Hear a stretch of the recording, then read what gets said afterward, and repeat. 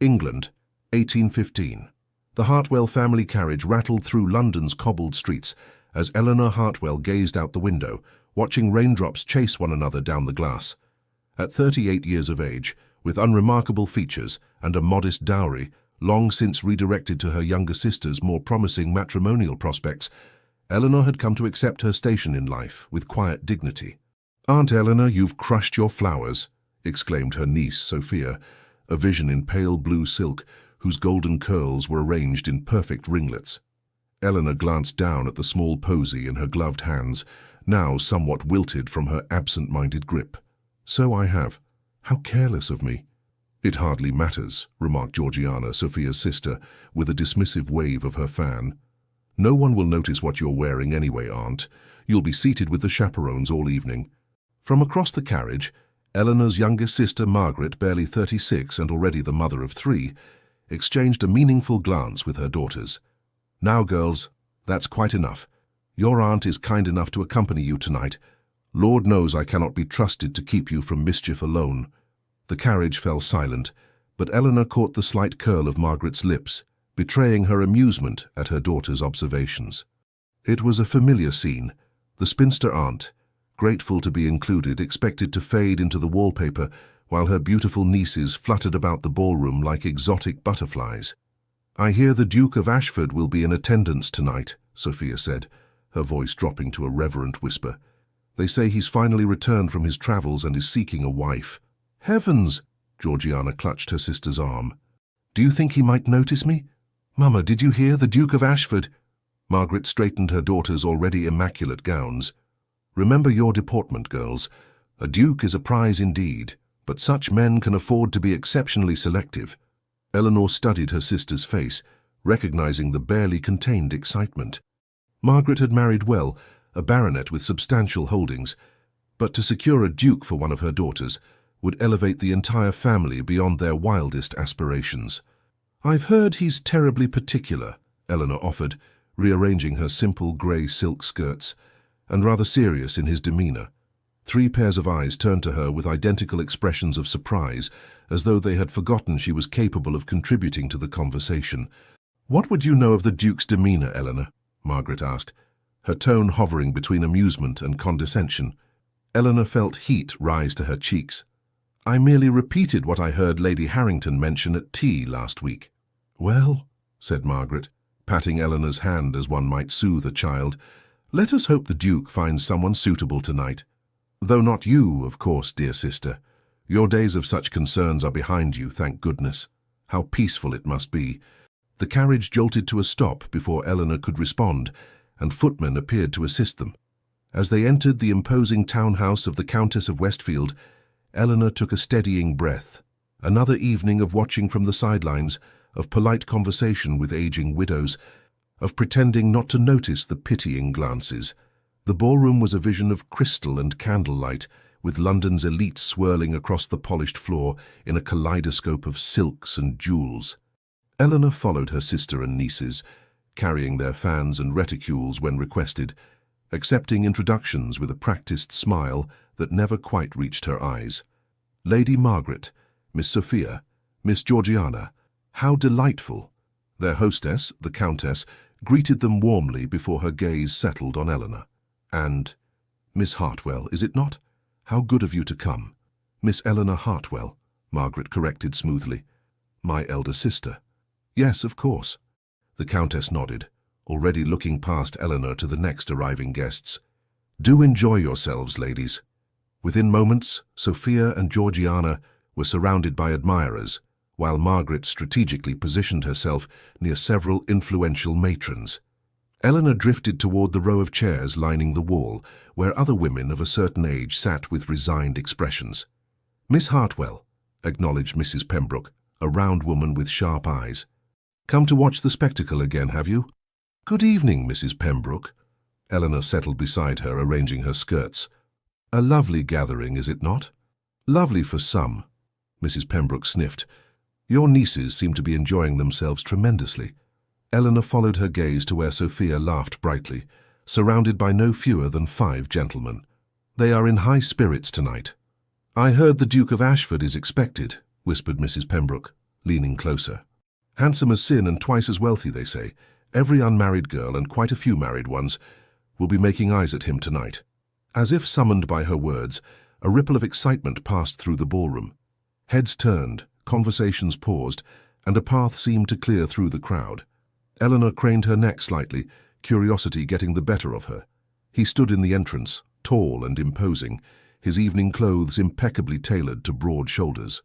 Dark hair, a strong jawline, and features that even from a distance could only be described as classically handsome. The Duke of Ashford had arrived. "My word," breathed Mrs. Pembroke. "The rumours didn't do him justice." Eleanor watched as he made his way through the room, stopping occasionally to exchange pleasantries. His manner reserved but courteous. There was something in his bearing that set him apart. A seriousness, perhaps, or a subtle wariness that contrasted with the eager faces surrounding him. "They say he needs to marry," continued Mrs. Pembroke. "His father left strict conditions in his will about securing the succession." Eleanor tore her gaze away.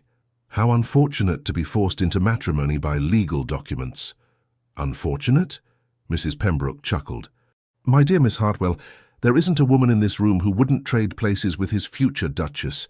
Present company accepted," Eleanor said with a small smile. Mrs. Pembroke gave her a knowing look. "Even you aren't so far past your prime as to be immune to such a man, I'd wager." Before Eleanor could respond, she noticed a commotion near the refreshment table. Sophia and Georgiana stood huddled with several other young ladies, their heads close together as they cast furtive glances across the room. Following their gaze, Eleanor saw the Duke engaged in conversation with a vision in crimson silk, Lady Vivian Ashworth, renowned beauty and daughter of the Earl of Blackwood. "Now there's a match society would approve," commented Mrs. Pembroke. "Lady Vivian has been the incomparable of the season for 3 years running." Indeed, Lady Vivian was everything Eleanor was not: young, exquisitely beautiful, wealthy, and possessed of a confidence that bordered on arrogance. As Eleanor watched, Lady Vivian touched the Duke's arm lightly, her lips curving in a smile that was both inviting and calculated. The evening progressed in its predictable fashion. Eleanor watched her nieces dance, accepted a glass of punch from a passing footman, and made polite conversation with various matrons. She declined the few obligatory invitations to dance that came her way, typically from elderly gentlemen or very young boys fulfilling their social duties, preferring to avoid becoming a spectacle on the dance floor. During a particularly lively country dance, Eleanor slipped away from the ballroom, seeking a moment of respite in a small antechamber. The sounds of music and laughter faded as she closed the door behind her, leaving her in blessed quiet. She moved to the window, looking out at the darkened garden below. "Not fond of dancing, Miss Hartwell?" Eleanor whirled around, her heart leaping to her throat.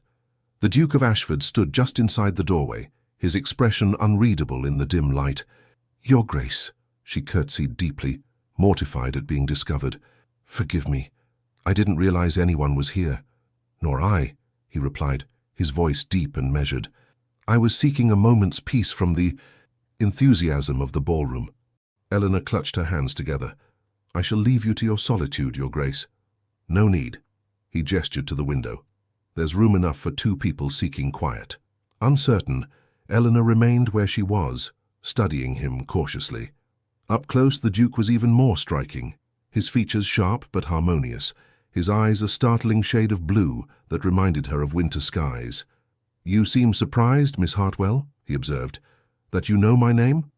"Yes, I confess I am." A slight smile curved his lips. "We have mutual acquaintances. Lady Harrington speaks highly of your character." "Lady Harrington is most kind," Eleanor replied, wondering why this powerful man would remember such an inconsequential detail about her. The Duke moved to stand beside her at the window, maintaining a respectful distance. "I find these events rather tedious, don't you?" The candid admission surprised her. "It would be improper for me to agree with a duke, I think." This drew a genuine chuckle from him. "Yet your expression suggests you do agree." "Perhaps," she conceded, allowing herself a small smile, "though my nieces find them delightful." "Ah, yes, the Misses Sophia and Georgiana Barrett. Charming young ladies." Eleanor raised an eyebrow. "You've met them?" "Briefly. They were introduced to me upon my arrival, along with half the eligible young ladies in London." There was a weariness in his tone that Eleanor found strangely comforting, as though even the most sought-after man in England could find the marriage mart tiresome. A comfortable silence fell between them as they gazed out at the garden. Eleanor was acutely aware of his presence beside her, of the faint scent of sandalwood and leather that surrounded him, of how utterly improper it was for her to be alone with him. "I should return," she said finally. "My sister will be wondering where I've gone." The Duke turned to her, studying her face with an intensity that made her breath catch. "Will she? I rather thought most chaperones were given considerable latitude to come and go as they please." The observation stung, accurate though it was. "Nevertheless, Your Grace, I should not wish to be missed." He inclined his head. "Of course. It was a pleasure, Miss Hartwell." As Eleanor reached for the door, the Duke spoke again. "Miss Hartwell." She turned, her hand on the latch. "Yes, Your Grace? I hope we might continue our conversation at another time." Unsure how to interpret such a remark, Eleanor merely curtsied again before slipping back into the corridor, her heart beating a strange rhythm against her ribs. When she returned to the ballroom, no one had noticed her absence. Her sister was deep in conversation with a viscountess, while Sophia and Georgiana were the centre of a circle of admirers. Only Lady Vivian Ashworth, her crimson dress a splash of blood against the pastel silk surrounding her, seemed to notice Eleanor's re-entry, her sharp eyes narrowing slightly before she turned back to her companions with a dismissive tilt of her head. Eleanor resumed her seat, her mind still lingering on the strange encounter with the Duke. Whatever had possessed him to speak with her, and why had the brief conversation felt so comfortable? "There you are." Margaret appeared suddenly, her face flushed with excitement. "Where have you been hiding?" The Duke of Ashford himself asked after Sophia not 10 minutes ago. Eleanor's momentary peace evaporated. "Did he? How fortunate." "Indeed. He may ask her to dance before the evening is out. Can you imagine? Our Sophia dancing with a duke." Margaret clutched Eleanor's hand, her eyes bright. "This could change everything for us, Eleanor. Everything." As Margaret hurried back to her daughters, Eleanor's gaze drifted across the room to where the Duke now stood. For the briefest moment, their eyes met, and she could have sworn he nodded slightly in acknowledgement before turning his attention to the Countess at his elbow. It was nothing, of course, a coincidence, a courtesy. Men like the Duke of Ashford did not notice women like Eleanor Hartwell. Not truly. She was simply a momentary diversion, a respite from the clamouring debutantes and ambitious mothers. By tomorrow, he would not remember her name. 3 weeks later, Eleanor found herself once again playing the role of dutiful chaperone, this time at the Blackwood Ball, the most anticipated event of the season. The Earl of Blackwood's townhouse was magnificent, with its marble columns and gilded ceilings, its grand staircase draped in exotic flowers at what must have been ruinous expense. "Do stop fidgeting, Aunt Eleanor," Sophia hissed as they entered the ballroom. "You're drawing attention." Eleanor stilled her hands, which had indeed been nervously adjusting her lace collar. She wore her best gown tonight, a midnight blue silk that had been remodeled 3 times since its original making 6 years ago. It was respectable, if not fashionable, and the colour at least was flattering to her pale complexion and dark hair. "I apologize," she murmured. "The crowds make me somewhat anxious." Sophia rolled her eyes, already scanning the room for more interesting company. "Then do what you always do, and find a corner to hide in. Just don't embarrass us." "Sophia," Margaret admonished, though without much conviction. "Mind your tongue." They were interrupted by the approach of a young man with a pleasant face and eager manner. "Miss Sophia, I've been watching for you. Might I claim the first dance?" As Sophia was swept away, Georgiana close behind with her own partner, Margaret turned to Eleanor with a conspiratorial smile. "The Duke is here again tonight. He's danced with Sophia twice in the past fortnight." "Has he? How promising." Eleanor kept her tone neutral, though her stomach tightened inexplicably. "Lady Westfield says he's been most attentive to her at the Chamber's musical evening as well." Margaret preened. "Of course, Lady Vivian has been throwing herself in his path at every opportunity, but Sophia has youth on her side." Eleanor nodded absently, her gaze drawn across the room to where Lady Vivian stood in a stunning gown of emerald green, holding court amid a circle of admirers. The lady was undeniably beautiful, with her perfect features and glossy dark curls, but there was a hardness to her smile that Eleanor found unsettling. "Eleanor, are you listening to me?" Margaret prodded. Yes, of course. Sophia's prospects, very promising. Margaret sighed. Go and sit with Mrs. Pembroke, why don't you? I need to speak with Lady Harrington about the possibility of securing an invitation to her country estate this summer. Released from immediate duty, Eleanor made her way to the row of chairs where the chaperones and wallflowers congregated. Mrs. Pembroke was already there, resplendent in purple satin and an impressive turban adorned with feathers. Miss Hartwell, come sit by me and tell me what you make of the spectacle tonight. She patted the chair beside her. Have you noticed how Lady Vivian watches the Duke? Like a cat eyeing a particularly plump canary. Eleanor settled beside her. It's hardly surprising, he's the most eligible bachelor in England, and she's determined to be his Duchess. Mrs. Pembroke leaned closer. Though I hear he's been quite attentive to your niece, Miss Sophia. So my sister tells me. You don't sound particularly enthused. Eleanor sighed. I want Sophia to make a good match, of course. I just wonder if she's worthy of a duke. Mrs. Pembroke finished for her, eyebrows raised. No, that's not what I meant. Eleanor frowned. I wonder if they would suit. The Duke seems different from what one might expect. Mrs. Pembroke studied her curiously. And how would you know the Duke's character, my dear? Heat rose to Eleanor's cheeks. In the weeks since their encounter in the antechamber, she had seen the Duke at several events.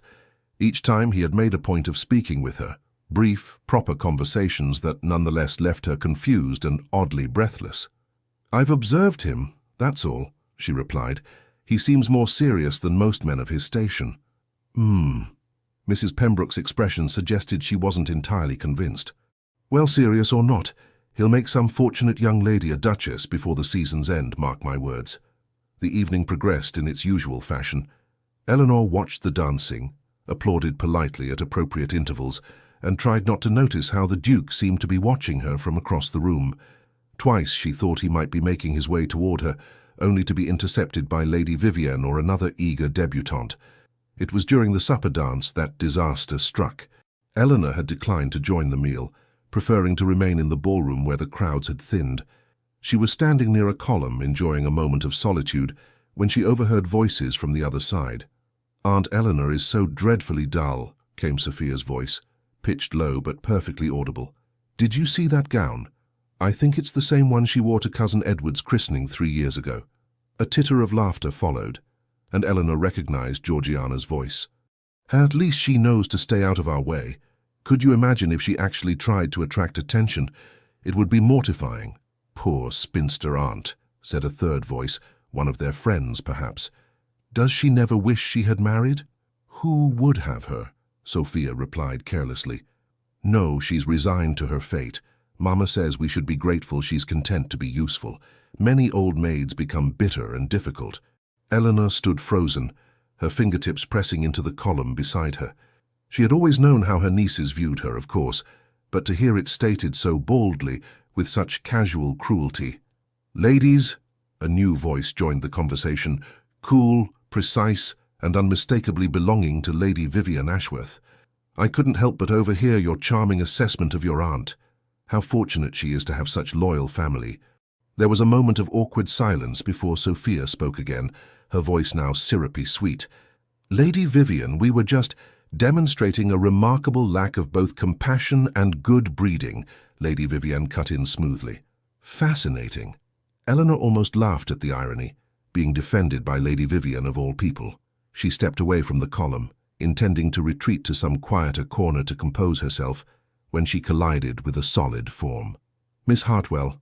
The Duke of Ashford steadied her with a hand on her elbow. Are you unwell? Eleanor looked up into his concerned face and felt something inside her crack. Perfectly well, Your Grace. If you'll excuse me. You are not well, he insisted, his voice low but firm. You're pale as a ghost. It's nothing. She attempted to step around him, merely the heat of the ballroom. The Duke glanced toward the column she had been standing near, where the voices of her nieces and Lady Vivian could still be heard, now engaged in stilted pleasantries. His expression hardened almost imperceptibly. Come, he said, offering his arm. Allow me to escort you to the terrace for some fresh air. It was improper, of course, a scandal waiting to happen. But Eleanor found herself too numb with humiliation to care. She placed her fingers lightly on his offered arm, and allowed him to guide her through a set of French doors onto the terrace that overlooked the gardens. The night air was cool against her heated skin, the distant sounds of music and laughter muted by the heavy doors closing behind them. Eleanor moved to the stone balustrade, drawing deep breaths, acutely aware of the Duke standing silently beside her. "I apologize for my momentary weakness, Your Grace," she said finally. "It was unforgivably dramatic of me." "There is nothing to forgive." His voice was gentle. "I heard enough to understand." Fresh mortification washed over her. "You heard them?" "Not intentionally." He joined her at the balustrade, his profile sharp against the night sky. "Your nieces lack both discretion and kindness, it seems." Eleanor stiffened. "They are young, Your Grace. Youth is often careless. You defend them even now." He sounded genuinely surprised. "They are my family," she said simply. The Duke was silent for a moment, studying her. "You are a remarkable woman, Miss Hartwell." A startled laugh escaped her. "I am many things, Your Grace, but remarkable has never been among them." "Then you have been surrounded by fools," he said with unexpected vehemence. Eleanor turned to face him fully, puzzled by his intensity. "Your Grace, I don't understand what—" "Christopher," he interrupted. "My name is Christopher." "I couldn't possibly—" "When we are alone," he amended, "I would like to hear my name from your lips, Eleanor." Her heart stuttered at the impropriety, at the intimacy of his using her given name. "Sir, this is most irregular." "Yes," he agreed, stepping closer. "It is." In the moonlight his eyes were dark and serious, his expression one of profound determination that made Eleanor's breath catch.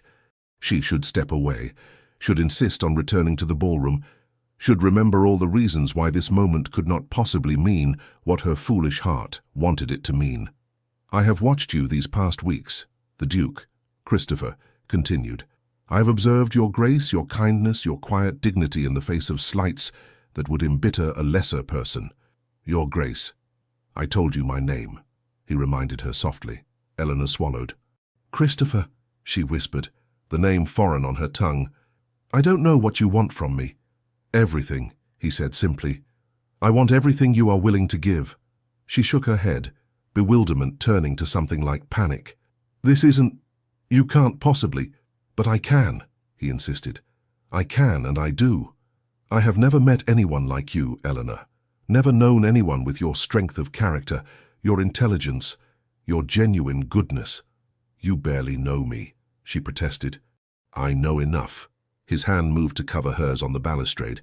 "I know that when I speak with you I don't need to pretend. I know that you see me, not my title, not my fortune, but me. Do you have any idea how rare that is?" Eleanor's mind raced. This could not be happening. Men like the Duke of Ashford did not fall in love with plain spinsters of 30. There must be some other explanation, some motive she couldn't fathom.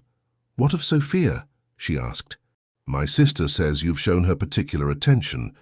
A flash of irritation crossed his face.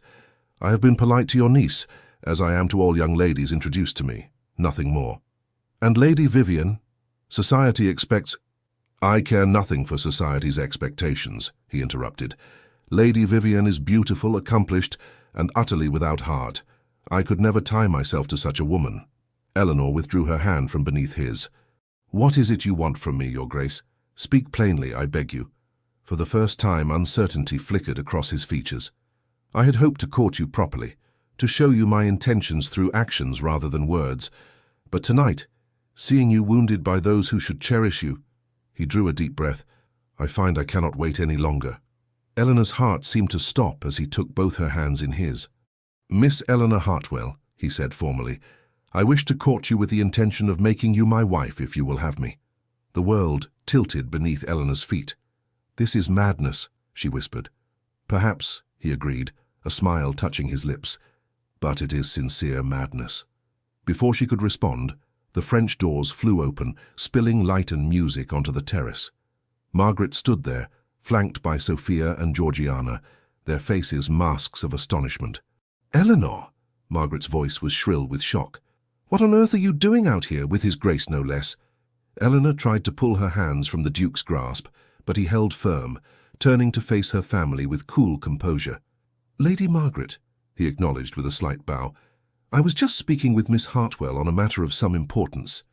I'm sure whatever it is can wait until a more appropriate time, as Margaret stammered, clearly torn between horror at finding her spinster sister alone with the Duke and fear of offending the most powerful man in the room. "It cannot wait," the Duke replied, his tone brooking no argument. "In fact, I believe this is the perfect moment." And before Eleanor could comprehend what was happening, the Duke of Ashford dropped to one knee before her, still holding her hands in his, in full view of her astonished sister and nieces.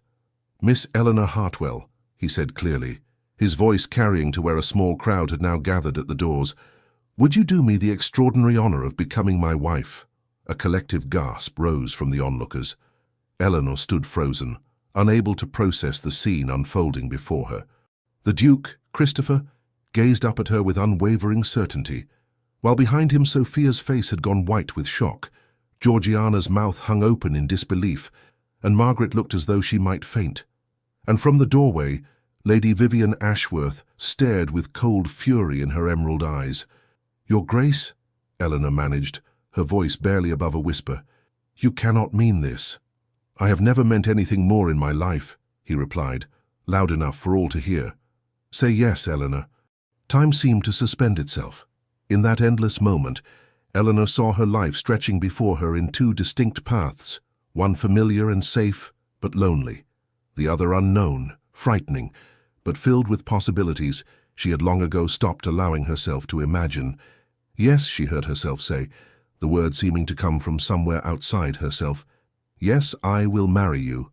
The Duke rose to his feet, his face transformed by a smile of such genuine joy that Eleanor's doubts momentarily receded. He lifted her hand to his lips and pressed a kiss to her knuckles, sending a shiver through her entire body. "My thanks for this great gift," he murmured, before turning to face the stunned audience. "Ladies and gentlemen," he announced, "I am pleased to introduce the future Duchess of Ashford." The silence that followed was broken by a single sound, the sharp crack of a fan snapping shut as Lady Vivian turned on her heel and disappeared into the crowd. News of the engagement spread through London like wildfire. By morning, it was the only topic of conversation in drawing rooms and gentlemen's clubs alike. The pattern was always the same: initial disbelief, followed by speculation about Eleanor's character or the Duke's sanity, culminating in the inevitable conclusion that she must possess some hidden quality that had captured his interest. "The gossip is relentless," Margaret complained, pacing Eleanor's bedchamber the following afternoon. "Lady Harrington called this morning to offer congratulations, but I could see the questions in her eyes. What am I supposed to tell people?"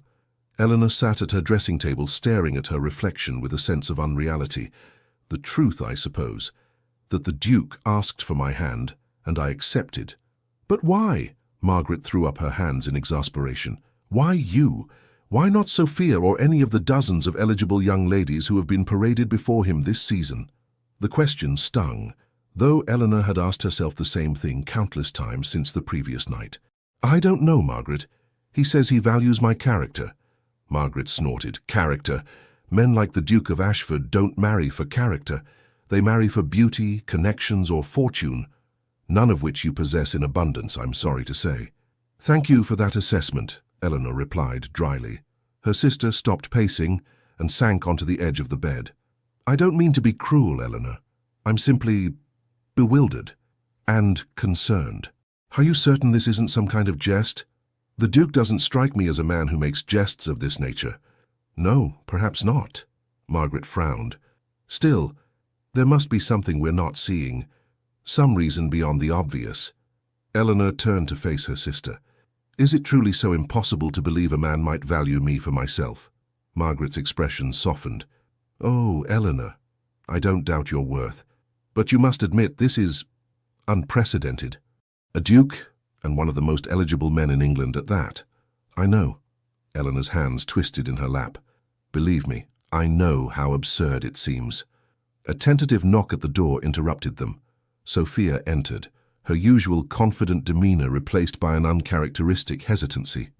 "Aunt Eleanor," she began, hovering by the door, Georgiana and I, we wanted to offer our congratulations." Eleanor raised an eyebrow. "How generous of you." Sophia flushed. "We also, that is, about what was said last night before the Duke." I believe I heard quite enough of your thoughts on the matter, Eleanor said quietly. Margaret looked between them. What's this? What did you say, Sophia? Sophia's blush deepened. Nothing of consequence, Mama, just girlish nonsense.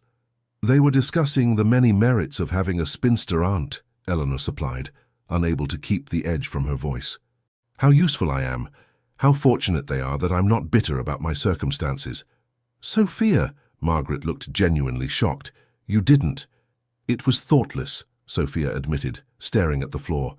I'm sorry, Aunt Eleanor, truly. Eleanor studied her niece, noting the genuine remorse in her expression. The hurt was still fresh, but Eleanor had never been one to nurture grudges. You are forgiven, Sophia, though perhaps in future you might remember that spinster aunts have ears. A ghost of a smile touched Sophia's lips, and dukes for fiancé, apparently. She hesitated, then asked, May I see the ring? Eleanor extended her left hand, where a magnificent sapphire surrounded by diamonds now rested, delivered that morning by the Duke's private secretary, along with a note requesting her presence at tea the following day to discuss arrangements. Sophia gasped. It's beautiful! She peered closer. Those are Ashford sapphires. They've been in his family for generations. How would you know that? Margaret asked, her own eyes fixed on the ring with newfound interest. Lady Vivian mentioned it once, Sophia replied. She said the Ashford sapphires would look perfect with her complexion. Eleanor suppressed a smile. I imagine she's quite displeased with recent developments, then. Displeased is an understatement, Sophia said, lowering her voice conspiratorially. Georgiana overheard her telling Lady Blackwood that she would see you ruined before she allowed you to take what rightfully belonged to her. Margaret's eyes widened. She threatened Eleanor? Not directly, Sophia amended. But everyone knows Lady Vivian doesn't make idle threats. She's vindictive when crossed. Eleanor twisted the ring on her finger, a flutter of unease disturbing her already unsettled stomach. She had expected society's disapproval, had steeled herself for whispers and stares, but active malice from a woman like Lady Vivian was another matter entirely. I'll be cautious, she promised, though what she could possibly do. Anything, Sophia cut in with uncharacteristic seriousness. She could do anything, Aunt Eleanor. Her family has connections throughout London. If she wants to destroy your reputation before the wedding, she has the means to do it. Margaret rose, suddenly businesslike. Then we must ensure the wedding takes place as soon as possible. The sooner you're a duchess, the safer you'll be from Lady Vivian's machinations. The Duke mentioned a June wedding, Eleanor said, recalling the brief discussion on the terrace after his proposal. June? Margaret frowned. That's 2 months away. Too long. We should press for May at the latest. Eleanor shook her head. I won't begin my marriage by making unreasonable demands. The Duke has been more than generous. I won't repay him with impatience. It's not impatience, Margaret insisted. It's prudence. Lady Vivian won't simply accept defeat. You need the protection of the Ashford name and title as soon as possible. Eleanor stood, suddenly weary of the conversation. I appreciate your concern, both of you, but I must handle this in my own way. Now, if you'll excuse me, I need some time alone. After they left, Eleanor moved to the window, gazing out at the street below. Across the way, a carriage with the Ashworth crest had been stationed for the past hour. A coincidence, perhaps, but Eleanor doubted it. The game had begun, it seemed. Tea at Ashford House the following day was both illuminating and disquieting. The Duke, Christopher as he insisted she call him in private, was as attentive and charming as ever, showing her through the grand rooms of what would soon be her home with obvious pride.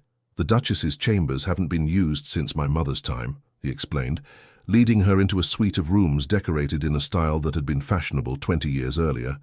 You may, of course, redecorate to your taste. Eleanor ran her fingertips along a delicate rosewood writing desk. It's beautiful as it is. Christopher studied her face. You're overwhelmed. A little, she admitted. Yesterday I was a spinster aunt living on my sister's charity.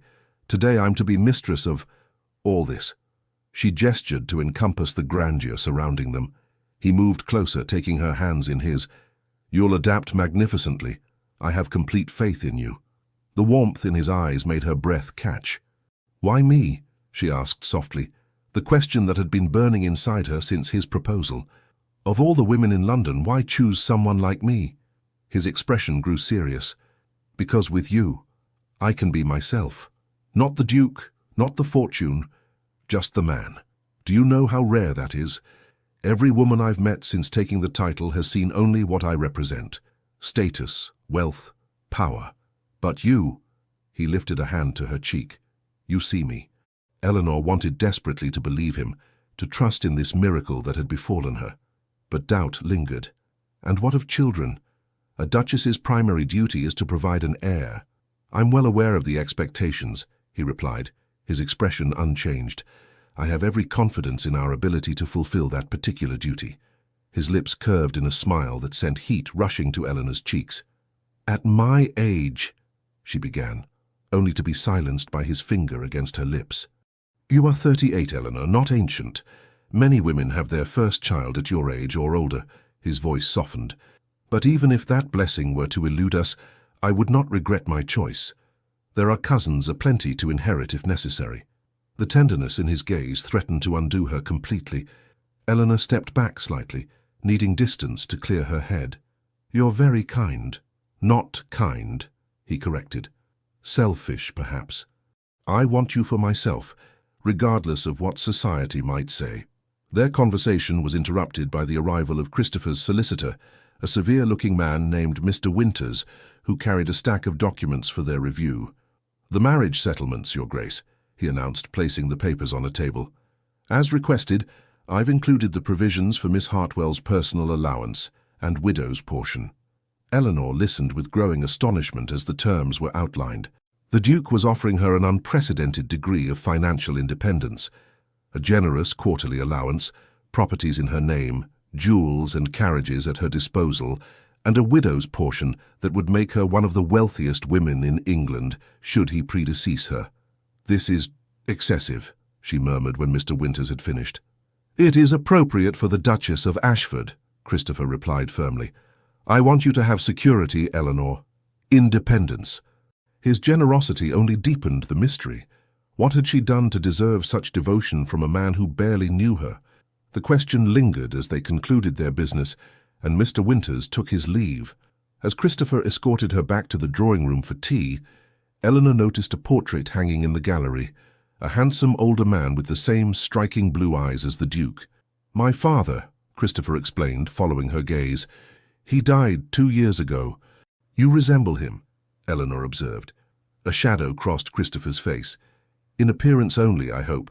My father was a complicated man. Something in his tone made Eleanor pause. How so? Christopher hesitated, then seemed to come to a decision. My father married my mother for her fortune, then made her life miserable with his infidelities and cruelty. She died when I was 12, broken in spirit long before her body failed. I'm so sorry, Eleanor said softly, understanding suddenly blooming. Is that why you value sincerity so highly? His eyes met hers, surprised and approving. Yes, I vowed I would never make the same mistake.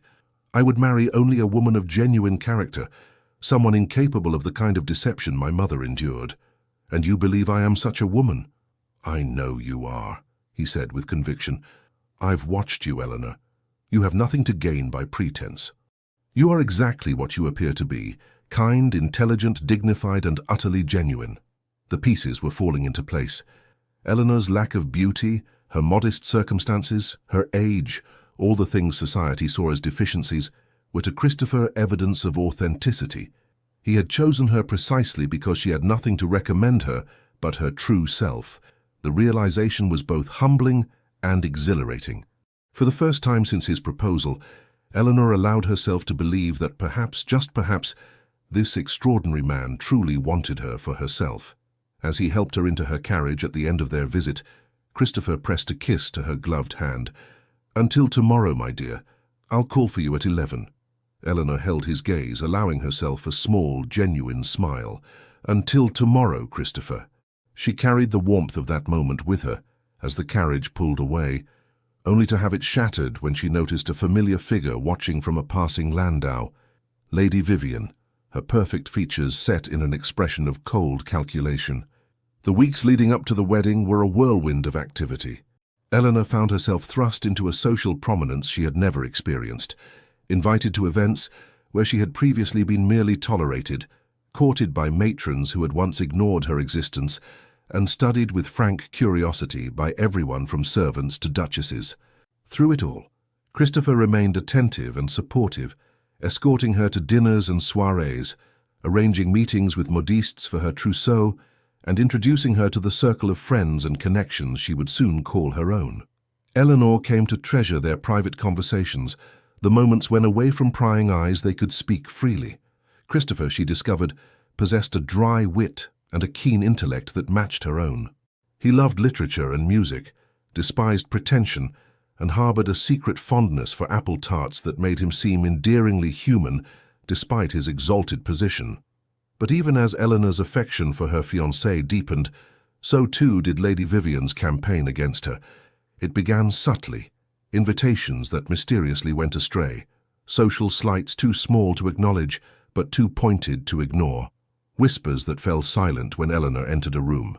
Then came more overt attacks. Anonymous letters were delivered to Ashford House, alleging improprieties in Eleanor's past.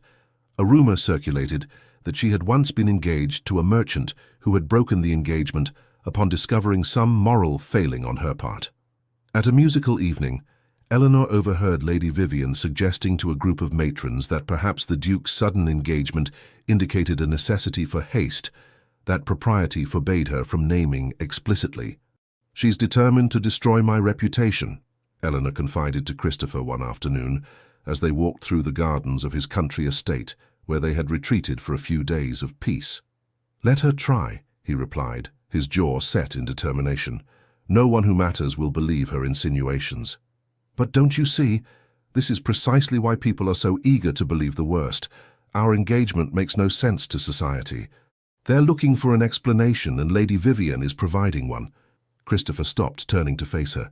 "Do you regret accepting my proposal?" "No," Eleanor answered without hesitation. "I could never regret that. But I fear what her vendetta might do to you, to your position." His expression softened. "My position is secure, Eleanor, and as for what people say, let them talk.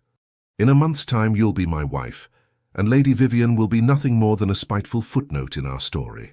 Eleanor wished she could share his confidence, but a sense of foreboding had settled over her. Lady Vivian was not a woman to be underestimated, and her resources were considerable. What might she attempt as the wedding drew nearer? The answer came 3 days before the ceremony, at the Dowager Countess of Weston's garden party, the last major social event before Eleanor and Christopher were to be married. Eleanor had been separated from Christopher, drawn into conversation with several ladies who had recently begun to show her marked attention when she noticed a stir near the refreshment tables. Lady Vivian stood at the centre of a growing circle, her voice carrying just enough for those nearby to hear. "Most extraordinary letter came into my possession. I could scarcely believe it myself, but the evidence is undeniable." Eleanor moved closer, a cold dread settling in her stomach. "It seems our dear Duke's sudden engagement may have less to do with love and more to do with, shall we say, financial necessity," Lady Vivian continued, her eyes glittering with malicious triumph. "My source at the Bank of England confirms that the Ashford estates are deeply mortgaged, the family fortunes all but depleted by the late Duke's excesses." A murmur ran through the crowd. Eleanor stood frozen, uncertain whether to confront the lie or seek Christopher. "But what has this to do with Miss Hartwell?" someone asked. "She brings no fortune to the match." Lady Vivian's smile was a knife's edge. "Ah, but she brings something perhaps more valuable, a convenient distraction." While London gossips about the Duke's peculiar choice of bride, none look too closely at his financial affairs, and by the time the truth emerges, he'll be safely married to a woman of no consequence who cannot possibly object to whatever measures he deems necessary to restore his fortunes. The implication was clear, that Christopher had chosen Eleanor precisely because she was so grateful for his attention that she would overlook any impropriety, any scheme to restore his supposedly ruined finances. Furthermore, Lady Vivian added, producing a folded paper from her reticule, "I have here a letter from a very reliable source indicating that the Duke has already begun selling off family heirlooms to satisfy his creditors." Eleanor could bear no more. "What a fascinating theory, Lady Vivian," she said, stepping into the circle, "though one wonders why you feel compelled to share it so publicly." Lady Vivian's eyes narrowed, though her smile remained fixed. "Miss Hartwell, how fortunate you could join us. I was just expressing my concern for your future happiness." "How kind," Eleanor replied evenly, "though I must correct a few inaccuracies in your account. The Ashford estates are not mortgaged, the family fortunes are quite intact, and my fiancé has not sold so much as a teaspoon from his collections." "You seem very certain," Lady Vivian countered. "Has the Duke shared his financial statements with you then?" "How unusual for a betrothed couple." "Not unusual at all for a couple who value honesty above pretense," Eleanor responded, surprising herself with her composure. "But perhaps such concepts are foreign to you, Lady Vivian." A titter ran through the assembled onlookers. Lady Vivian's cheeks flushed with anger. "You presume too much, Miss Hartwell. I have only the Duke's best interests at heart." "As do I," came Christopher's voice as he stepped into the circle, his expression thunderous. "Though I fail to see how spreading malicious falsehoods about my finances serves anyone's interests but your own, Lady Vivian." Lady Vivian's composure faltered for the first time. "Your Grace, I was merely attempting to damage my reputation and that of my future wife," he finished for her. "A strategy as transparent as it is despicable." "I have proof," she insisted, brandishing the letter. "From a source at the bank itself." Christopher took the paper from her hand and scanned it briefly before crumpling it in his fist. "A clumsy forgery, and not even an imaginative one. My bankers would never discuss my affairs with a third party, and certainly not in writing." "But as—" Lady Vivian began. "Enough." Christopher's voice cut through the air like a blade. "You have insulted me. You have insulted Miss Hartwell, and you have made yourself ridiculous in the process. I suggest you withdraw before you compound your error." For a moment, Lady Vivian stood frozen, her face a mask of humiliation and fury. Then, with a rustle of silk skirts, she turned and swept away through the parting crowd. Christopher immediately turned to Eleanor, his expression softening with concern. "Are you all right?" "Yes," she assured him, though her hands trembled slightly. "Though I fear Lady Vivian will not forgive this public rebuke easily." "She brought it upon herself," he said grimly, "and I doubt she'll risk another such scene." But Eleanor wasn't so certain. As they moved through the gardens, accepting congratulations and expressions of support from those who had witnessed the confrontation, she could not shake the feeling that Lady Vivian's defeat had only made her more dangerous. That night, as Eleanor sat at her dressing table, her maid brushing out her hair for bed, a small package was delivered, a final gift from Christopher before their wedding, the footman explained. Inside the velvet box lay a delicate diamond bracelet with a note in Christopher's hand. "For my brave Eleanor, 3 days more until you are mine forever." Eleanor smiled, touching the diamonds with reverent fingertips.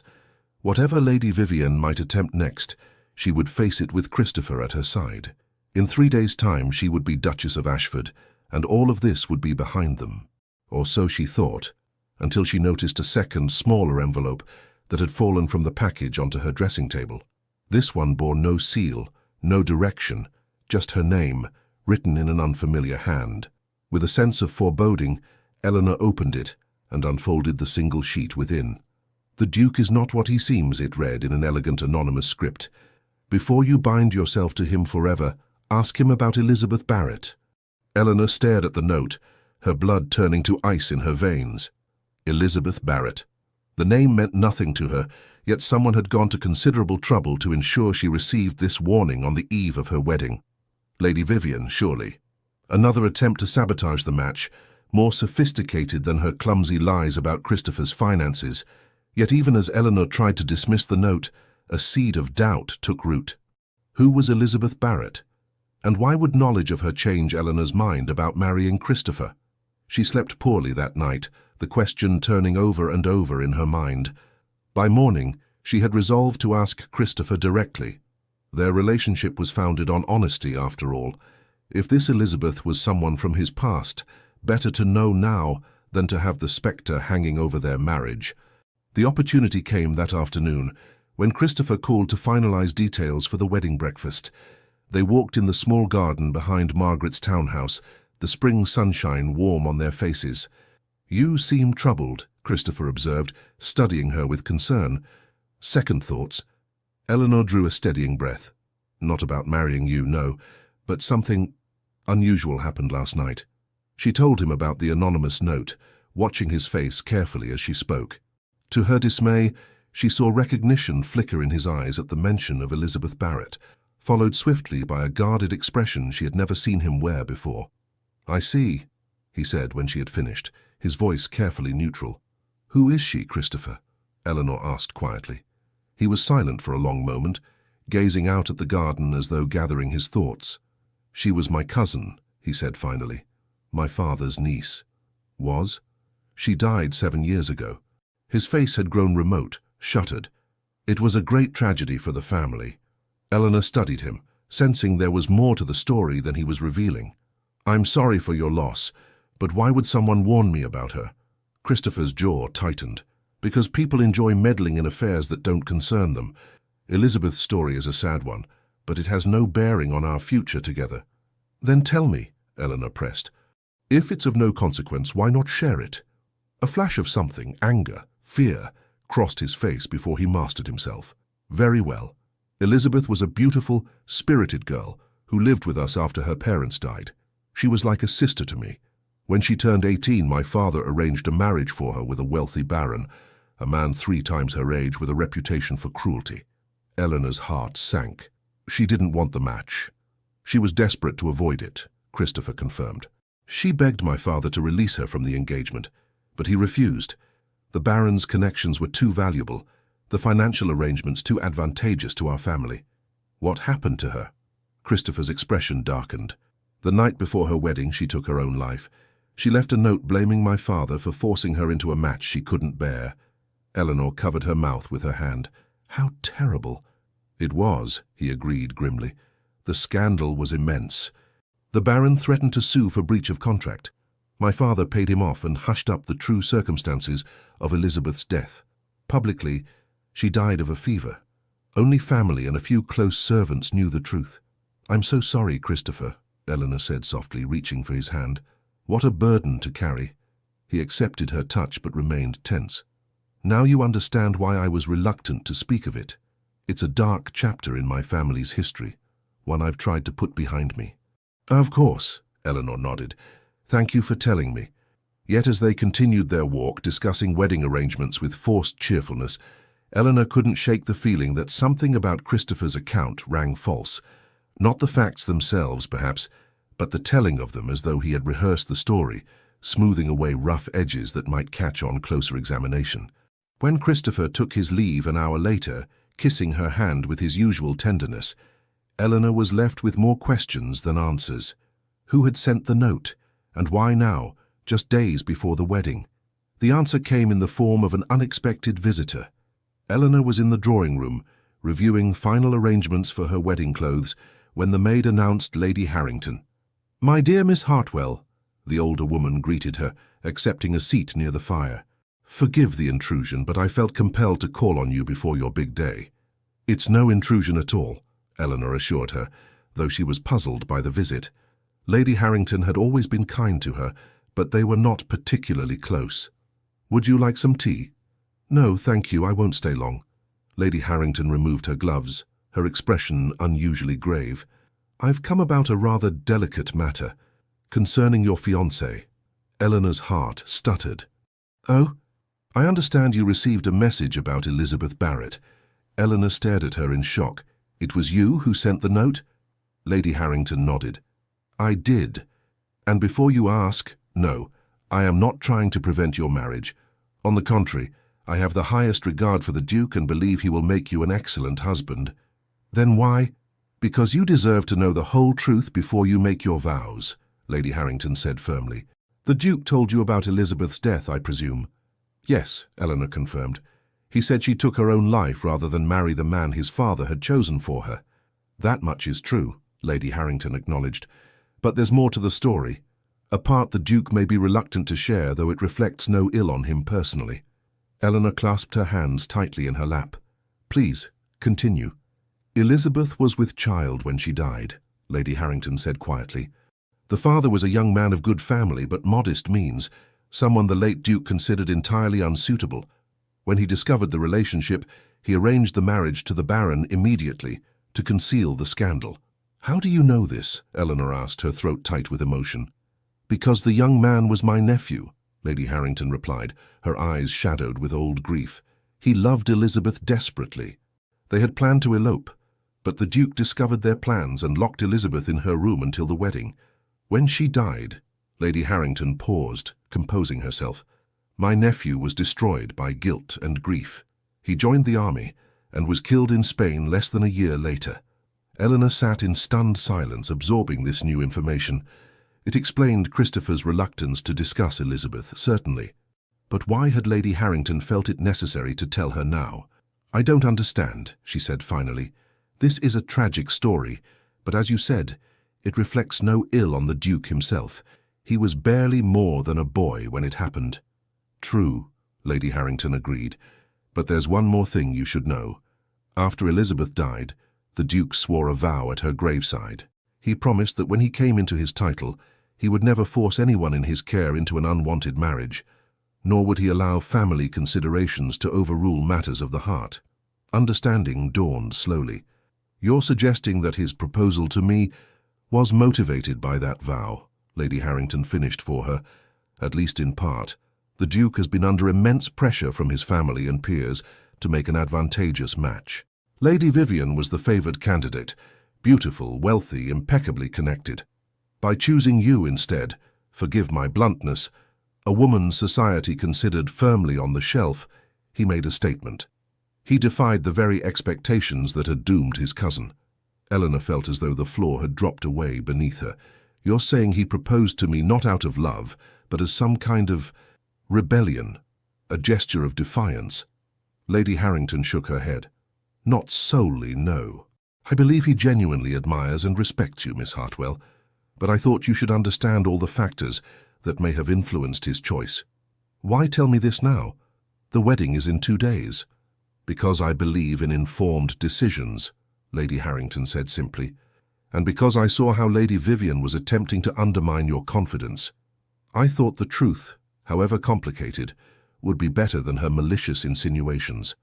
After Lady Harrington departed, Eleanor sat motionless, trying to make sense of her churning emotions. If what she had learned was true, Christopher's proposal was not the simple declaration of love she had believed, but something far more complex. A gesture of atonement, perhaps, or defiance against the system that had destroyed his cousin. Did it matter? He had been kind, attentive, respectful. He had defended her against gossip and slander. Did his motivations change the fact that he had chosen her above all others? Yes, she decided with a heavy heart. It mattered very much indeed. The confrontation came that evening, when Christopher called unexpectedly, eager to share news about an additional wedding gift he had arranged.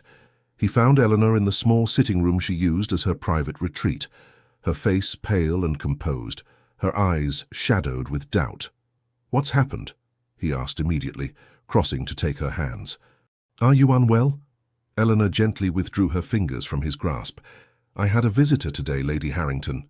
Something flickered in Christopher's eyes, awareness perhaps, or resignation. "I see." "She told me about Elizabeth," Eleanor continued. "The full story." He turned away, moving to the window with uncharacteristic restlessness. "I should have realized she might approach you. Lady Harrington has always felt responsible for what happened, though she wasn't to blame."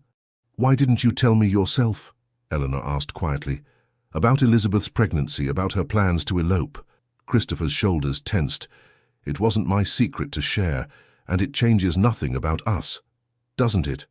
Eleanor rose, her composed facade beginning to crack. "Lady Harrington seems to think it explains a great deal about your proposal." He turned to face her, his expression guarded. "What exactly did she say?" "That you made a vow at Elizabeth's grave. That you promised never to let family expectations dictate matters of the heart." Eleanor took a steadying breath. "She suggested that choosing me, an unlikely bride by society's standards, was your way of honoring that vow, of defying the system that killed your cousin." Christopher was silent for a long moment, his face unreadable. "And if that were partly true," he said finally, "would it change your feelings for me?" The directness of the question caught Eleanor off guard. I don't know." I thought you chose me because you saw something in me that others had overlooked, not because I represented some kind of symbolic rebellion. Why can't both be true? He challenged, taking a step toward her. Yes, I made that vow. Yes, I've carried Elizabeth's fate with me all these years. And when I met you, a woman of intelligence, dignity, and genuine worth who had been overlooked and undervalued by a shallow society, I saw an opportunity to make good on my promise, while also gaining a companion I could genuinely respect. A companion, Eleanor echoed, the word falling like a stone. Not a love match, then? Frustration flashed across Christopher's face. Is that what you wanted? Pretty words and passionate declarations? I thought you valued honesty above sentiment. We're not lovesick children, Eleanor. We're adults who recognize the potential for something real and lasting between us. I did value your honesty, she replied, hurt, sharpening her tone. Which is why discovering you withheld significant truths feels like such a betrayal. I told you about Elizabeth, he countered. You told me what you thought I needed to know. You edited the story to suit your purposes. Eleanor's voice caught. Just as you've edited our story, apparently. Presenting it as a simple case of recognition and appreciation, when in fact your motivations were far more complex. Christopher ran a hand through his hair, a gesture of frustration she had never seen from him before. What would you have had me say?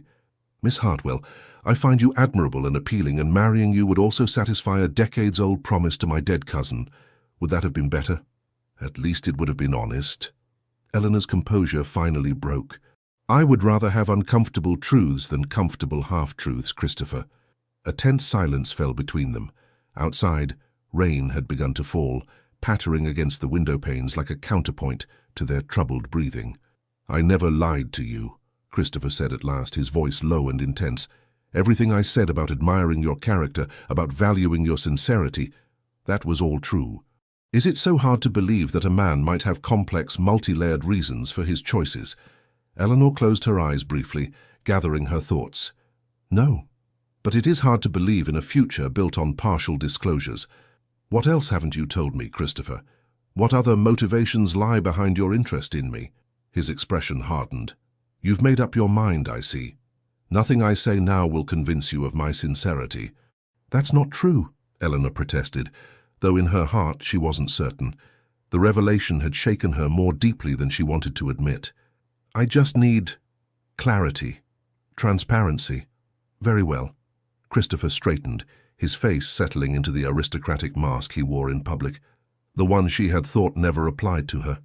I chose you because I believed you would make an excellent duchess, intelligent, dignified, mature enough to handle the responsibilities of the position without being dazzled by its privileges.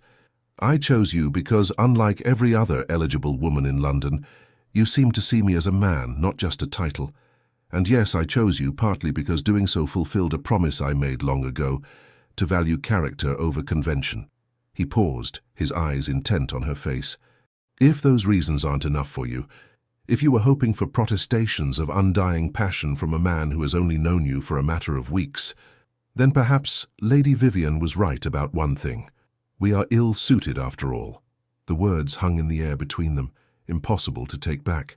Eleanor felt them like physical blows, each one chipping away at the fragile happiness she had allowed herself to believe in. Perhaps we are, she said finally, her voice barely above a whisper. Christopher's face betrayed a flash of something. Regret, pain, before settling back into impassivity. Then I release you from our engagement, Miss Hartwell. I'll make the necessary announcements myself to spare you the gossip as much as possible. He bowed formally, as though they were strangers at a ball rather than lovers on the brink of marriage. I wish you every happiness. And then he was gone, the door closing behind him with a quiet click that nonetheless echoed in Eleanor's ears like a thunderclap. She sank onto a chair, the full weight of what had just happened crashing over her like a wave. The wedding was off. The dream, for that's what it had been, she now realized, was over. Tomorrow, London would buzz with the news of the Duke's broken engagement, of Eleanor Hartwell's return to obscurity and spinsterhood. Her brief moment in the sun had ended, and the shadows of her former life stretched before her once more. Yet beneath the pain and humiliation, a small, stubborn part of Eleanor refused to surrender to despair. Christopher had chosen her, imperfect, complex motivations and all. And in the weeks they had spent together, she had come to know him as few others did. The man who laughed at her dry observations, who listened to her opinions with genuine interest, who looked at her as though she were precious beyond words. Was that man a lie? Or had he simply been more complicated, more human, than the romantic hero she had built up in her imagination? As the night deepened around her, Eleanor confronted a truth she had been avoiding. Somewhere along the way, despite her best efforts at caution, she had fallen in love with the Duke of Ashford. Not with his title or his wealth or the status he could confer, but with the man himself, with Christopher, in all his flawed, human complexity. And in her hurt pride, she had thrown away the one thing she had never expected to find, a chance at real happiness. Morning brought no relief from Eleanor's torment. She had barely slept, her mind replaying every word of their confrontation, searching for things she might have said differently, moments when pride might have given way to understanding. Margaret arrived early, her face etched with concern. "Eleanor, what's happened? The Duke's secretary delivered a note at dawn, something about urgent business requiring His Grace to leave town immediately." Eleanor looked up from the window where she had been sitting since sunrise. "The wedding is off, Margaret. We've ended our engagement." "What?" Margaret's shock was palpable. "Why? How? Eleanor, what have you done?" The accusation stung, though Eleanor couldn't blame her sister for assuming she was at fault. "I discovered that the Duke's reasons for proposing weren't as straightforward as I had believed. We disagreed about whether that mattered." Margaret sank onto a chair, her face pale. "Oh, Eleanor. Surely whatever his reasons, becoming a duchess would have been worth a little compromise." "Is that what you think of me?" Eleanor asked quietly. "That I would sell myself for a title?" "That's not what I meant," Margaret backtracked, though her expression suggested otherwise. "But opportunities like this don't come twice in a lifetime, especially for women in your situation." "My situation?" Eleanor repeated flatly. "You mean my advanced age and unexceptional looks?" Margaret had the grace to flush. "I only meant—" "I know what you meant," Eleanor interrupted, too exhausted for pretense. "And a week ago I might even have agreed with you. But I've learned something about myself these past few weeks, Margaret. I've discovered that I would rather have honesty without a title than a coronet built on half-truths." Her sister stared at her as though she had sprouted a second head. "You're not making sense, Eleanor. What half-truths? The Duke has been nothing but attentive and generous." Eleanor sighed, unwilling to share the full story of Elizabeth Barrett. "It's complicated. And ultimately private. All that matters is that we've agreed to part ways." "But the wedding, the guests, the preparations!" Margaret's voice rose in distress. "What will people say?" "They'll say exactly what they said when the engagement was announced," Eleanor replied with weary resignation. "That it was absurd for a man like the Duke to choose a woman like me, that it could never have lasted, that order has been restored to their comfortable world." "And you're content with that?" Margaret demanded. "With returning to your previous existence?" The question hung in the air, forcing Eleanor to confront the reality of her choice. Could she truly go back to being the spinster aunt, the overlooked sister, the woman whose primary value lay in her usefulness to others, after having glimpsed a different life, one of respect, independence, and genuine companionship? "No," she admitted finally. "I'm not content with it. But I would be even less content in a marriage founded on incomplete truths." Margaret shook her head, clearly baffled by her sister's stance. "I hope you know what you're doing, Eleanor. Opportunities like this don't come twice in a lifetime," Eleanor finished for her. "Yes, you mentioned that." As Margaret left to begin the painful process of notifying guests and cancelling arrangements, Eleanor returned to her vigil by the window. The rain had stopped, leaving the street glistening in the pale morning light. Across the way, a young couple walked arm in arm, their heads bent close together in conversation.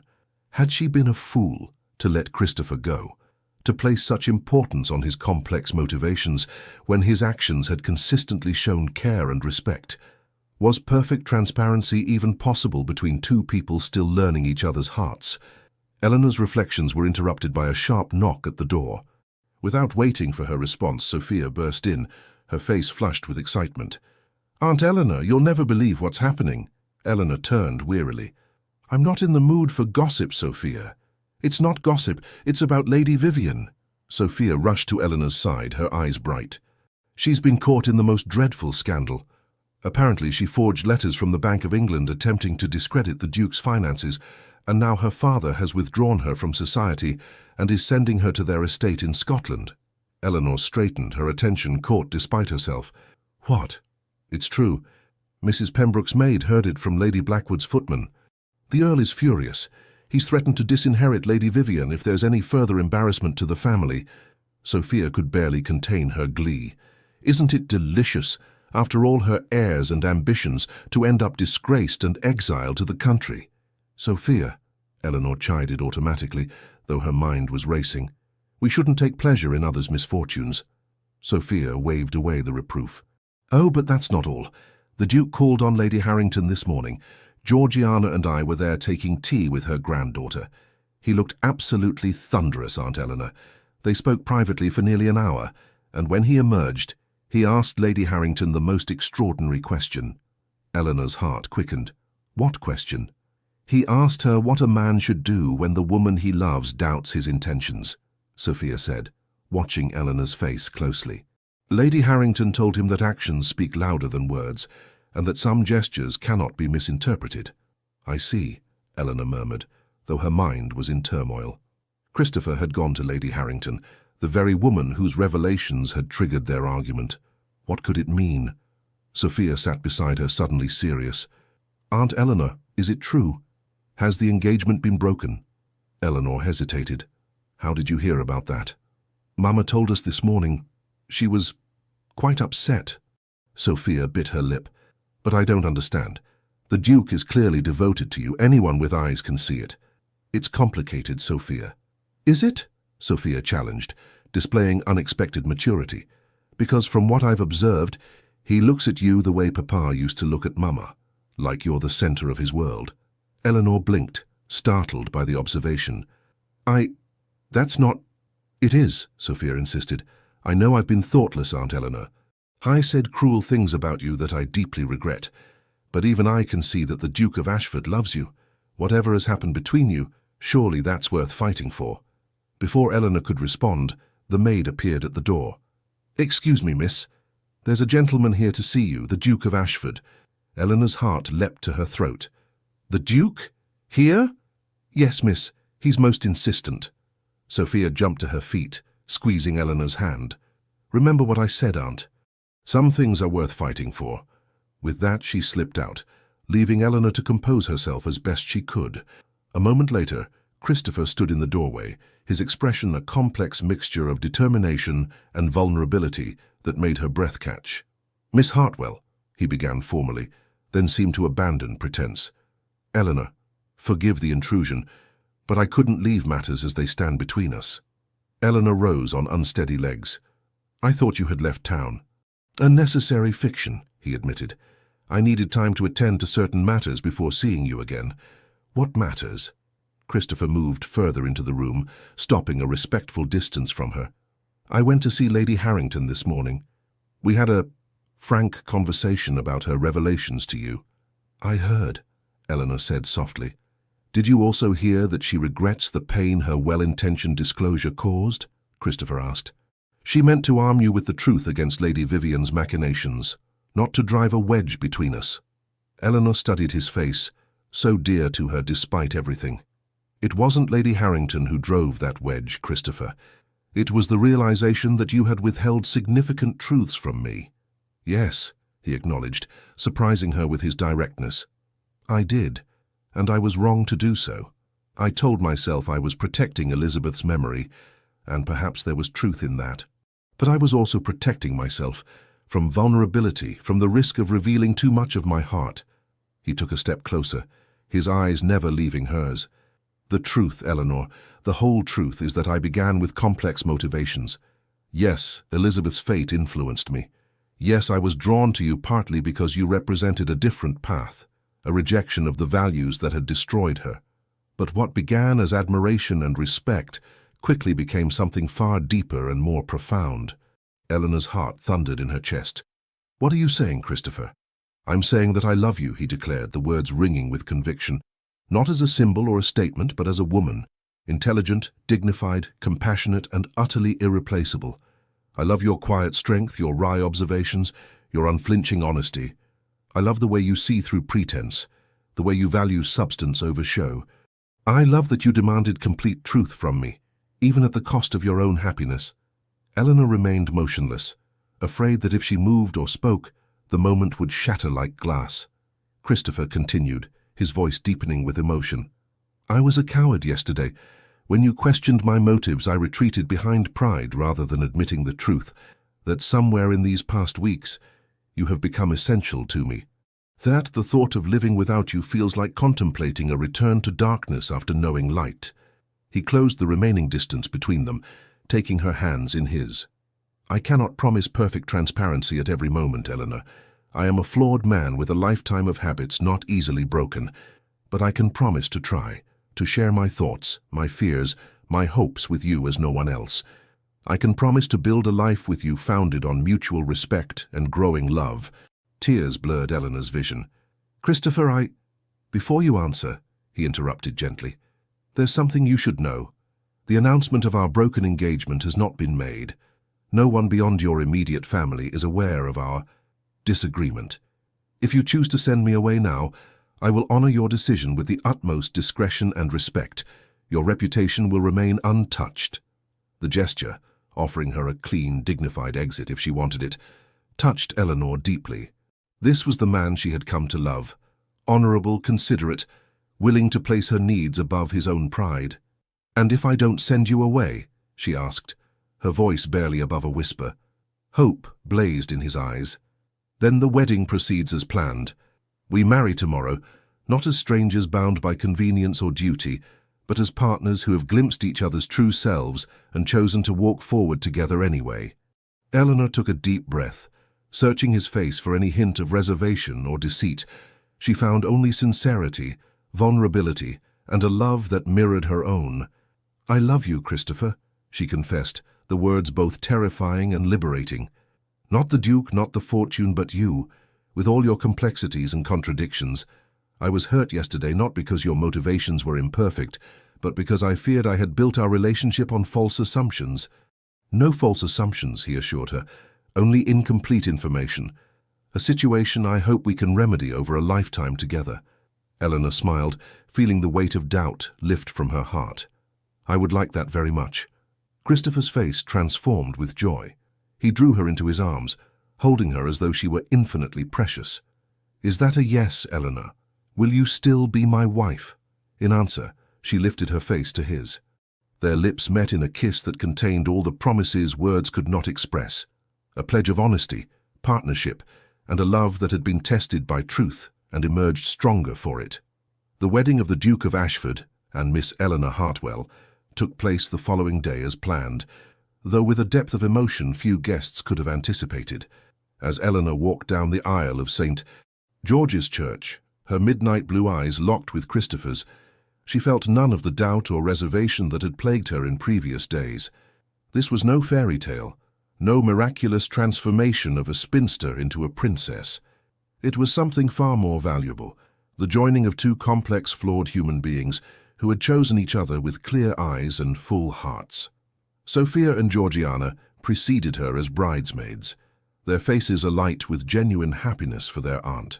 Margaret watched from the front pew with an expression of mingled bewilderment and relief, and from a discreet position near the back of the church, Lady Harrington nodded in quiet approval as the couple exchanged their vows. Lady Vivian Ashworth was conspicuous by her absence, though the whispers of her downfall provided a satisfying undertone to the celebrations. Society might never understand what had drawn the Duke of Ashford to the unremarkable Miss Hartwell, but as the couple departed the church amid a shower of flower petals and well-wishes, not even the most cynical observer could doubt the genuine affection that passed between them. 6 months later, the Duchess of Ashford stood in the morning room of their country estate, reading a letter with an expression of quiet satisfaction. "Good news?" Christopher asked, entering with the easy familiarity of a man completely at home with his wife. Eleanor smiled, setting down the paper. "From Margaret. It seems Sophia has received an offer from Lord Blackwood's youngest son. A love match, by all accounts." "Excellent," Christopher approved, coming to stand beside her. Your niece has shown remarkable growth in character these past months. I attribute it entirely to your influence." "Hardly," Eleanor demurred. Though she was pleased by the observation, she simply needed to look beyond her own interests to develop compassion. Christopher slipped an arm around her waist, drawing her against his side, a quality her aunt possesses in abundance. Eleanor leaned into his embrace, still sometimes amazed by the easy affection between them. "I had a letter from Lady Harrington as well. She mentions that Lady Vivian has become engaged to a Scottish baron. Apparently exile has suited her. She writes that Lady Vivian seems genuinely transformed by her time away from London society." "Redemption comes in many forms," Christopher murmured. "I wish her well." "As do I," Eleanor agreed, surprised to discover she meant it. The woman who had once seemed such a formidable enemy now appeared merely young and misguided, as Eleanor herself might have been in different circumstances. Christopher's hand moved to rest lightly on her abdomen, still flat beneath her morning dress. "And how are you feeling today? Any improvement?" Eleanor covered his hand with her own, a private smile passing between them. The news was still too new, too precious to share widely, but the doctor had confirmed it just days ago. By spring, the Ashford nursery would have an occupant for the first time in nearly 3 decades. "Much better," she assured him, "though Mrs. Winters insists I should rest more." "Wise woman, my housekeeper," Christopher said gravely, though his eyes danced with happiness. "Perhaps we should heed her advice. A quiet morning in the library? I could read to you." Eleanor lifted her face for his kiss, marveling at how completely her life had transformed in less than a year. From overlooked spinster to beloved wife, from resigned spectator to active participant in her own happiness. "I would like that very much," she said softly. "But first I have something for you." She moved to her writing desk and withdrew a small leather-bound volume. "I found this among your mother's possessions when we were reorganizing the family wing.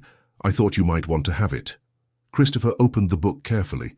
Inside was a collection of pressed flowers, each labeled in a delicate feminine hand, with dates and locations noted beside them. "My mother's herbarium," he murmured, his fingers tracing the fragile specimens. "I had forgotten she kept this." "There's something else," Eleanor said gently, turning to the final page. There, pressed between the leaves, was a sprig of heather with a notation. "Elizabeth's favorite. May she find peace at last." Christopher's breath caught. "She knew," he whispered. "Mother knew about Elizabeth's unhappiness. She tried to help in her quiet way." "She did what she could within the constraints of her position," Eleanor agreed. "Just as you did, years later." He looked up, his eyes bright with emotion. "How do you always know the right thing to say?" "Practice," she replied with a smile, "and the confidence that comes from being truly known and loved anyway." Christopher closed the book carefully, then drew his wife into his arms. "Eleanor Ashford," he said softly, using the name that still thrilled her with its newness. "You have made me happier than I ever thought possible." As they stood together in the sunlit room, surrounded by the legacy of the past and the promise of the future, Eleanor knew with absolute certainty that this imperfect, complicated, wonderful love was a richer ending than any fairy tale could provide. Not because a duke had chosen a spinster, but because two people had found in each other exactly what they needed: understanding, acceptance, and the courage to be fully themselves, together. The end.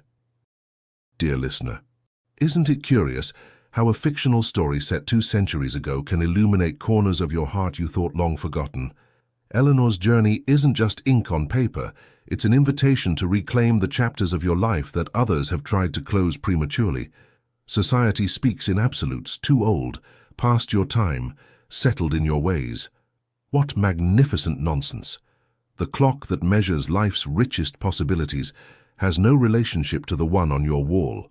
Think of the garden that blooms in October when others have withered. Think of the evening sky, how it reserves its most spectacular colors not for the busy morning, but for the day's graceful conclusion. You are not diminished by your years. You are distilled by them. Tonight, as you lay your head down, whisper this truth to yourself. The most revolutionary act in a world obsessed with youth is to embrace your journey with unapologetic joy. Your value was never found in smooth skin or boundless energy, but in the unique constellation of experiences that make you magnificently you. Eleanor didn't just find love. She found herself beneath layers of expectations she'd internalized. Her greatest triumph wasn't capturing a duke's heart, but rediscovering her own worth independent of others' validation. Tomorrow, look in the mirror and greet yourself as you would a dear friend. Notice not what time has taken, but what it has carefully sculpted. The laugh lines that mark moments of joy, the steady gaze that has witnessed both heartbreak and wonder. Your story continues to unfold in ways the younger you could never have imagined. The most beautiful plot twists often arrive when the audience least expects them. Stand tall in the knowledge that you are not an epilogue. You are still very much the protagonist in a tale being written with each sunrise. Sleep peacefully tonight, cradled in the certainty that your most authentic self, the one that has weathered disappointments and celebrated quiet victories, is precisely the person the world needs now. With all our gratitude, Legends of the Fall Team. Thank you for staying with us until the very end of Eleanor and Christopher's journey. If their story touched something in your heart, please consider subscribing to our channel, leaving a like, writing a comment, and sharing this video with someone who needs to hear a tale of love and second chances. From the bottom of our hearts, your support is what keeps us going, helping us feel encouraged to create more stories filled with love, redemption, and unforgettable twists. At the end of this video, you'll see another suggested story from our channel. Click and be surprised by yet another emotional journey waiting just for you. Thank you for being here. The Legends of the Fall Team.